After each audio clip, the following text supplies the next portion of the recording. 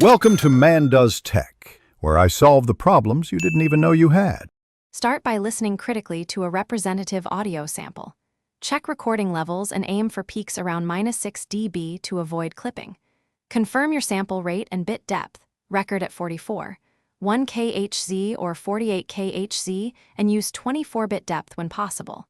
Measure background noise and identify dominant frequencies like 60 Hz hum. Note microphone distance. Keep it consistent, usually 6 to 12 inches for spoken voice. Inspect cables and connectors, especially 3, 5 mm jacks or XLR pins for corrosion. Begin corrective processing with a high-pass filter set around 60 Hz to remove rumble. Use spectral analysis and notch filters to remove narrow tonal peaks without harming the voice. Apply gentle compression with a 3:1 ratio, 10 ms attack, 100 ms release to control dynamics.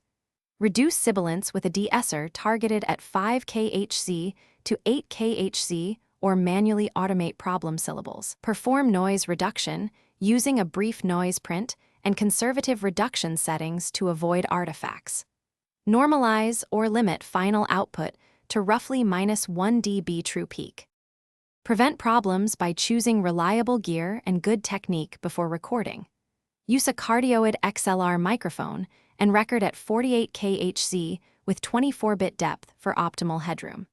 Place a pop filter and keep the microphone 6 to 12 inches from the mouth to reduce plosives and breath noise.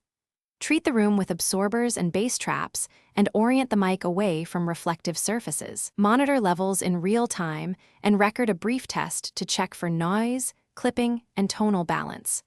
Label and backup clean takes to avoid repeating fixes later.